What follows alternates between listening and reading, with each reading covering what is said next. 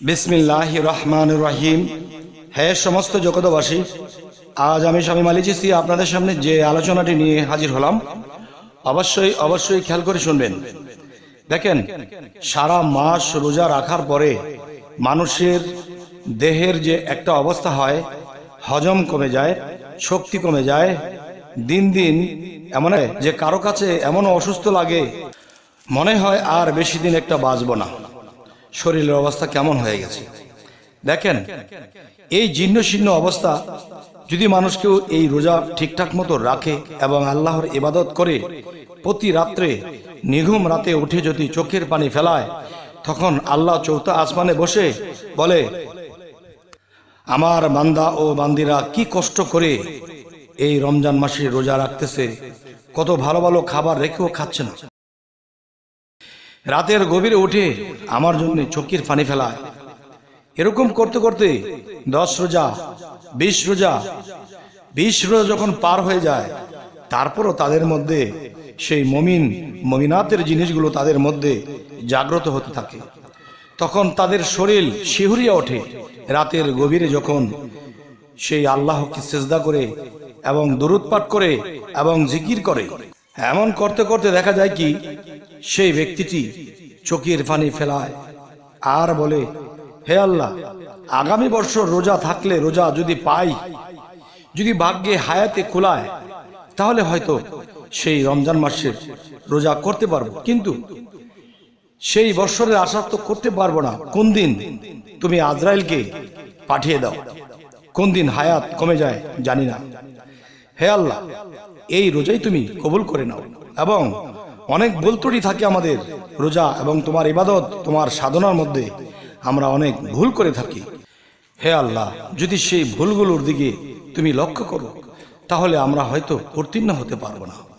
তবে যতটুকু চেষ্টা করতেছি, তুমি যদি দয়া করো, তাহলে সেই রমজান মাসে যে রোজাগুলো রাখা হচ্ছে, হে আল্লাহ, ভুল ত্রুটি ক্ষমা করি। তুমি যে আল্লাহ বলেছ, আমি রোজাদারদের পুরস্কার আমি আল্লাহ নিজের হাতে দিয়ে থাকি। হে আল্লাহ, তুমি যদি দয়া করো, তুমি যদি একটু নজর দাও, তাহলে জীবনের একটা আশা রয়ে গেছে যে রোজার পুরস্কার আল্লাহ নিজের হাতে দেবে। আর সেই নিজের হাতে যদি আমরা রোজার পুরস্কার পাই, তাহলে জীবনে আর কোনো কিছুই চাওয়ার নাই। হে আল্লাহ, তোমার দয়ার দৃষ্টি আমাদেরকে দিয়ে দাও। এর মধ্যে কোন ব্যক্তি এই রোজার পুরস্কার পেয়ে গেলেন এবং সহজে পেয়ে গেলেন, আজকে এই বিষয়টি আলোচনা করব ইনশাআল্লাহ। তখন দেখা যায় কি, এই পৃথিবীতে যারা মুর্শিদ ধরেছেন, যেমন একটি কথা আছে, তাওহীদেরই মুর্শিদ আমার মুহাম্মদের নাম। তাহলে তাওহীদের মুর্শিদ কে? আর হযরত মুহাম্মদ সাল্লাল্লাহু আলাইহি সাল্লাম তিনি সেই 1400-1450 বছর আগে এসে গেছেন। আচ্ছা, সেখানে কিন্তু আল্লাহ বলেছিল, হে মুহাম্মদ, হে রাসূল, আপনার হাতই আমার হাত, আর আমি নবুয়ত খতম করে দিচ্ছি, বেলায়েতের যুগ চালু করছি। সেই বেলায়েতের যুগে থাকবে মুর্শিদ, আর সেই রাসূলের হাত হবে মুর্শিদের হাত। আর সেই মুর্শিদের হাত যদি রাসূলের হয়, তাহলে সেই রাসূলের হাত আমি আল্লাহর হাত। তাহলে পৃথিবীতে যারা মুর্শিদ ধরেছে, আমি যার তার মুর্শিদ রূপে তাকে সেই রোজার পুরস্কার দিলে তারা এটা সহজে পেয়ে যাবে। আর যারা পৃথিবীতে মুর্শিদ ধরে নাই, তাদেরকে যদি পুরস্কার দিতে হয়, তাহলে তাদের কাছে তো আল্লাহ নিরাকার। আর সেই নিরাকার আল্লাহ যদি পুরস্কার দেয়, তাহলে নিরাকারের কি হাত দেখা যায়? তাহলে তারা পুরস্কার যদিও পায়, তারা আকার দেখতে পাবে না। আর আমি আকার ধরেছি সেই আদমের মধ্যে, সেই আদমের মধ্যে আকার ধরে, তখন কি আমি সমস্ত ফেরেশতাদেরকে বলেছিলাম, আমার আদমকে সেজদা দাও। কেন? এই সেজদা তো আমি আল্লাহ পাবো, আদম তো আল্লাহ নয়। কিন্তু দেখেন, আদম কিন্তু আল্লাহ নয়, যিনি সুফি আদম, সে আদমের মধ্যে কিন্তু আমি আল্লাহ সেখানে বিরাজ করি। ঠিক তেমন ভাবে একজন কামেল মুর্শিদের মধ্যে আমি রাসূল রূপে সেই মুর্শিদের মধ্যে প্রবেশ করি, আর সেই মুর্শিদের মধ্যে ঢুকে আমি মুর্শিদের রূপ ধারণ করি, এবং সেই মুর্শিদের রূপ ধারণ করে আমি ভক্তদেরকে কিংবা সেই রোজাদারদেরকে আমি নিজের হাতে তাদের পুরস্কার দিয়ে থাকি। সুবহানাল্লাহ। তো এখন আমি যে কথাটি বলছি যে অবশ্যই অবশ্যই যারা পৃথিবীতে যারা মুর্শিদ ধরেনি তারা হয়তো আমার আকারকে বুঝতে পারবে না, দেখলেও চিনবে না। তাই বলবো কি যে আমি সূরা কাহফের মধ্যে দিয়ে দিয়েছি যে তোমরা যারা মুর্শিদকে ধরনি, বোঝনি, মাননি তারা পথভ্রষ্ট। এবং সূরা কাহফে আমি বলেছি যে যারা আমার রাসূলের হাতে হাত দিল তারা যেন আমি আল্লাহর হাতে হাত দিল। তাহলে এই কথা যদি কেউ বুঝতে পারে তাহলে রাসূল যখন পৃথিবীতে মুহাম্মদ রূপে ছিল তখনও কিন্তু মানুষকে শিক্ষা দিয়েছে, হেদায়েতের পথে মানুষকে ডেকেছে। আচ্ছা, তাহলে বর্তমানে বেলায়েতের যুগ, এখন যার যার কামেল মুর্শিদ তার কাছে চলে যাবে, গিয়ে তাকে এই রোজার পুরস্কার দেবে। তবে হে সমস্ত জগৎবাসী, এই জিনিসগুলো যদি কেউ বুঝতে পারে তো অবশ্যই তিনি কোরআন অনুসারে তিনি একজন কামেল মুর্শিদকে ধরবে।